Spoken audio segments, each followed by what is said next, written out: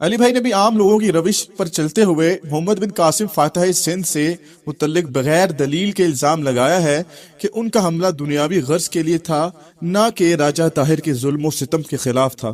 Please اس حوالے سے رجوع فرمائیں۔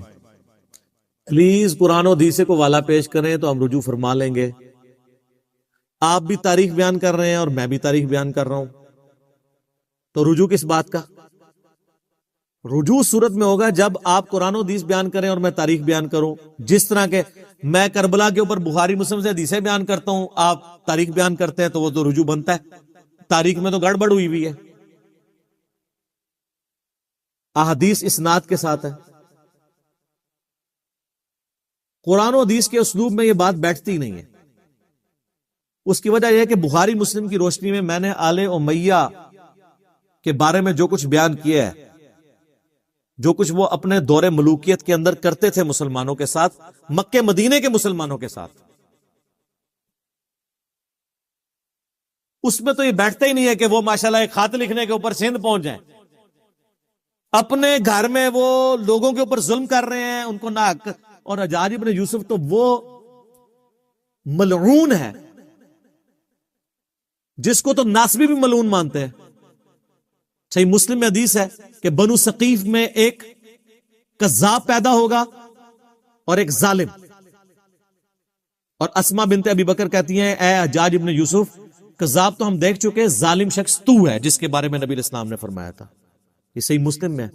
میرا یوٹیوب پہ آپ کلپ دیکھ لیں، لاکھوں لوگوں نے دیکھا ہے۔ آل امیہ کا دہشت گرد حجاج ابن یوسف 5 لاکھ سے زیادہ لوگ دیکھ چکے ہیں۔ پوری اسلامک ہسٹری میں نے 15 منٹ کے اندر کور کر دی ہے، 100 سال کی آپ کو، اور تاریخ سے نہیں، بخاری مسلم کی حدیث کی روشنی میں۔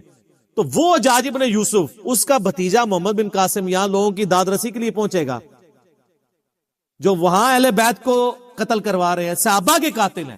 سر بخاری اٹھا کے دیکھیں، حضرت انس بن مالک جو ہیں وہ کتنے پریشان ہوا کرتے تھے کہ ہم پہ یہ کون سا خبیث مسلط ہو گیا حجاج ابن یوسف جو مسلمانوں کے اوپر ظلم کرتا ہے۔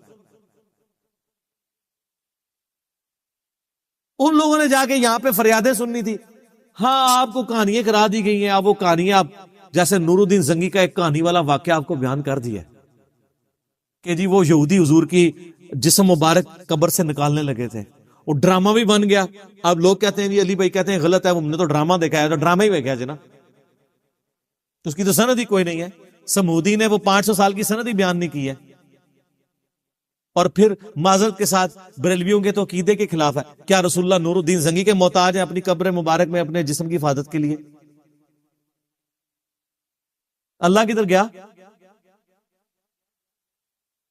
فٹ ہی نہیں بیٹھتا، جھوٹ ہے۔ اور پھر میں ایسے پوچھتا ہوں کہ جب یزید نے 3 دن تک مسجد نبوی میں گھوڑے باندھے ہیں، اس وقت نور الدین زنگی کدھر تھا؟ اور نماز نہیں ہوئی ہے، اس وقت زمانے میں کوئی نور الدین زنگی نہیں تھا۔ اور جب خانہ کعبہ پہ صحیح مسلم میں آتا ہے کہ چڑھائی کی حجاج ابن یوسف نے، اور یزید کے دور میں بھی چڑھائی ہوئی اور خانہ کعبہ کا غلاف جل گیا، ایک دیوار بھی ڈیمیج ہو گئی، اس وقت کدھر تھا نور الدین زنگی؟ اور دنیا بقدر ایفٹ ہے۔ وہ ابابیل والا ایک ہی واقعہ ہوا ہے، بخاری میں حدیث ہے کہ قرب قیامت میں ایک کالا حبشی پتلی ٹانگوں والا کعبے کی اینٹ سے اینٹ بجا دے گا۔ اللہ نے دنیا بقدر ایفٹ رکھی ہوئی ہے۔ تو یہ حجاج ابن یوسف کے ظلم کی ایک پوری داستان ہے، اس کا یہ بھتیجا ہے محمد بن قاسم۔ دوسری طرف اہل سنت اہل تشیع کی دونوں کی تاریخ کی کتابیں اٹھائیں، حدیث میں تو ان کے پلے بھی کوئی شے نہیں نا، کس حدیث میں محمد بن قاسم کا نام آیا؟ تاریخ سے ہی پیش کرتے ہیں، تو تاریخ یہ بھی تو سنیں نا۔ تاریخ دمشق کے اندر ابن ساکر کی، تاریخ بغداد کے اندر خطیب بغدادی کی، اور تاریخ یعقوبی جو سنی اور شیعہ دونوں مانتے ہیں، ان تینوں تاریخ کی کتابوں میں کم از کم 5 اصحاب کا ذکر ہے جو سندھ سے جا کے نبی علیہ السلام کے ہاتھ پہ کلمہ پڑھ کے مسلمان ہوئے ہیں۔ یہاں پہ 5 صحابہ آئے ہیں نبی علیہ السلام کے، تو اسلام تو اسی زمانے میں آ گیا تھا۔ اور حضرت عثمان کے دور میں بلوچستان کا کتنا ایریا فتح ہو چکا تھا، رشیا افغانستان حضرت عثمان کے دور میں فتح ہوا ہے۔ بخاری میں موجود ہے کہ ہم رومن اور پرشین امپائر جب گری، اس کے بعد وہاں کے لوگوں کو ہم نے ابھارا کہ ہم نے آذربائیجان اور یہ ساری فتوحات کرنی ہے حضرت عثمان کے دور میں۔ اسلام تو آ چکا ہوا تھا یہاں پہ،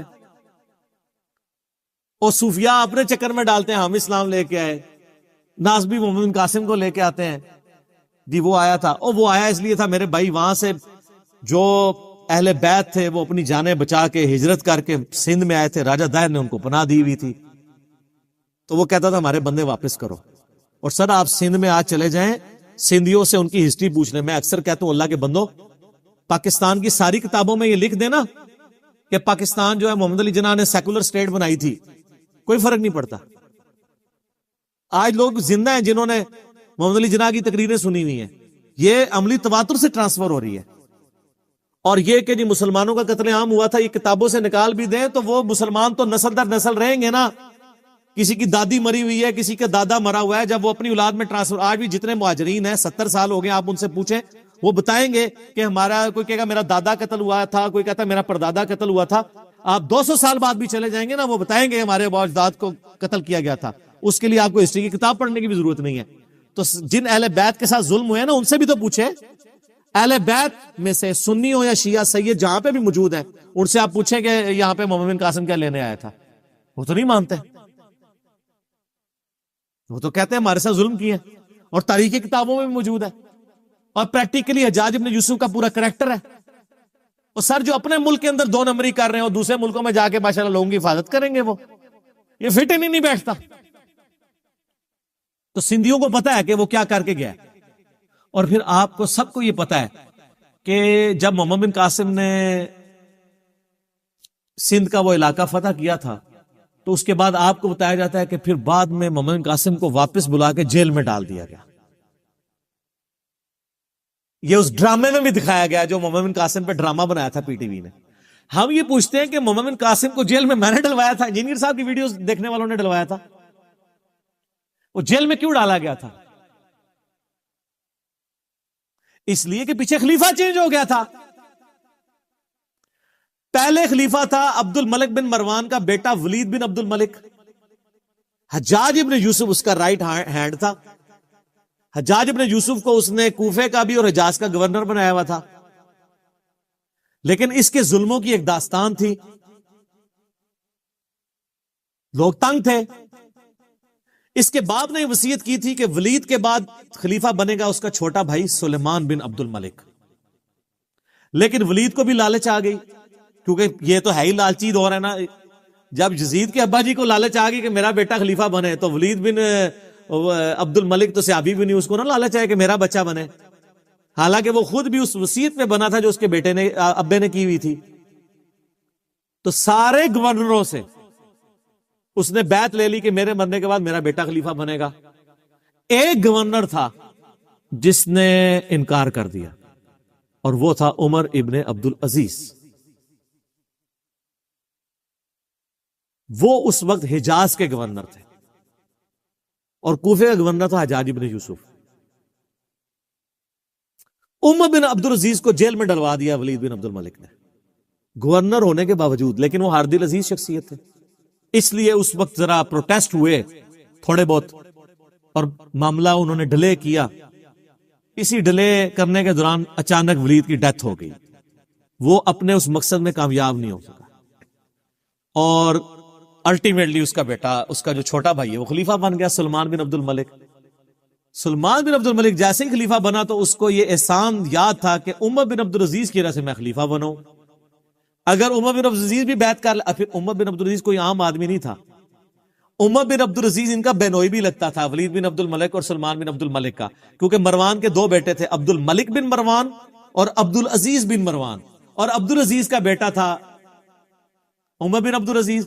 عمر بن عبد العزیز کی جو بیوی تھی نا فاطمہ، وہ ولید بن عبد الملک کی بہن تھی، تو ظاہر جیل میں ڈلوا سکتا تھا، مروا نہیں سکتا تھا۔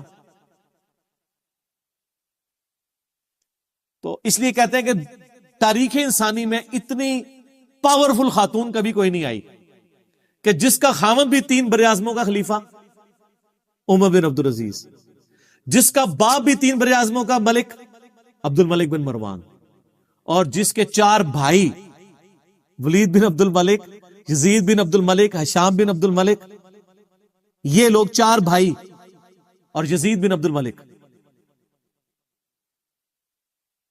وہ خلیفہ، باپ خلیفہ، 4 بھائی خلیفہ، خاوند خلیفہ، فاطمہ بنت عبد الملک۔ تو جب وہ خلیفہ بن گئے سلمان بن عبد الملک، سب سے پہلے عمر بن عبدالعزیز کو آزاد کروایا گیا. عمر بن عبدالعزیز نے کہا کہ جی سب سے بڑا کلپرٹ ہے حجاج ابن یوسف، اس نے ظلم کا بازار گرم کیا ہوا ہے، صحابہ کو قتل کروایا ہے، اس کے بارے میں حدیثیں بھی تھی. تو سلمان نے پہلا ایگزیکٹو آرڈر کیا کہ اس نے کہا جی حجاج نام کے جتنے بھی بندے ہیں، خالی حجاج نہیں، حجاج نام کے جتنے بندے کسی بھی حکومتی عہدے پہ ہیں ساروں کو جیل میں ڈال.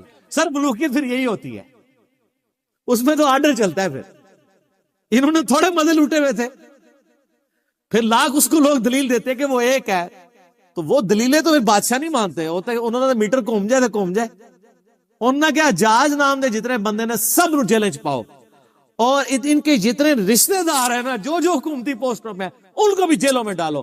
تو محمد بن قاسم جو بھتیجا تھا اس کو بھی پکڑ کے جیل میں ڈال دیا گیا. یہ تھی ریزن کہ بڑے ابا جی ان کے جیل میں چلے گئے، یعنی اس کا جو چچا یا تایا تھا اور وہ اس کا سسر بھی تھا، تو محمد بن قاسم کو بھی جیل میں ڈال دیا گیا. تو یہ پیچھے ریزن تھی. تو انجام اس لیے ہوا تھا. تو جیل میں ڈلوانا اس بات کا ثبوت ہے کہ ان کے کرتوت کیا ہوں گے.